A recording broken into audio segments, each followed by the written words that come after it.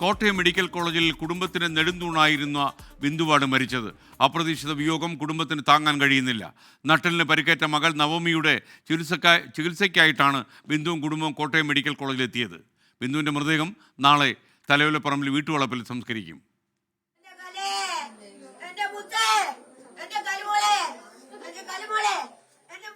മകളുടെ നട്ടെല്ലിന്റെ ചികിത്സയ്ക്കായി ചൊവ്വാഴ്ച രാവിലെയാണ് ബിന്ദുവും ഭർത്താവും മകനും കോട്ടയം മെഡിക്കൽ കോളേജിലേക്ക് പോയത്. ചികിത്സയ്ക്കായി പോകുമ്പോൾ ഒരാഴ്ച കഴിഞ്ഞ് മടങ്ങി വരാമെന്ന ഉറപ്പു പറഞ്ഞാണ് ബിന്ദു ഉമ്മാകുന്നിൽ നിന്ന് പോയത്. പ്രായമായ അമ്മയുടെയും രോഗിയായ മകളുടെയും ഭർത്താവിന്റെയും ഏക ആശ്രയം. എൻ്റെ കുഞ്ഞുങ്ങളെ പഠിപ്പിച്ച അവള് തന്നെ. ഞാനല്ല, ഞാനൊന്നുമല്ല, രണ്ട് പിള്ളേരെ പഠിപ്പിച്ചതാ. എനിക്കതേ പറയാനുള്ളൂ. ഉമ്മാകുന്നിലേക്ക് ഇനി ബിന്ദു തിരിച്ചെത്തില്ലെന്ന് വിശ്വസിക്കാനാകുന്നില്ല പ്രിയപ്പെട്ടവർക്ക്.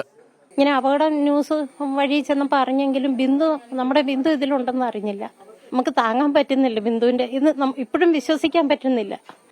തലയോലപ്പറമ്പിലെ തുണിക്കടയിലായിരുന്നു ബിന്ദു ജോലി ചെയ്തിരുന്നത്. പറഞ്ഞിരുന്നു. ചൊവ്വാഴ്ച അഡ്മിറ്റ് ആയത്. ഞങ്ങൾ വിളിച്ചിട്ട് 3 ആഴ്ച കഴിയുമ്പോൾ ഓപ്പറേഷൻ ആണെന്ന് പറഞ്ഞു കൊച്ചിന്റെ. ബിന്ദുവിന്റെ മൃതദേഹം ഇന്ന് തലയോലപ്പറമ്പിലെ സ്വകാര്യ ആശുപത്രിയിലെ മോർച്ചറിയിൽ സൂക്ഷിക്കും. നാളെ ഉച്ചയോടെ വീട്ടുവളപ്പിലാണ് സംസ്കാരം.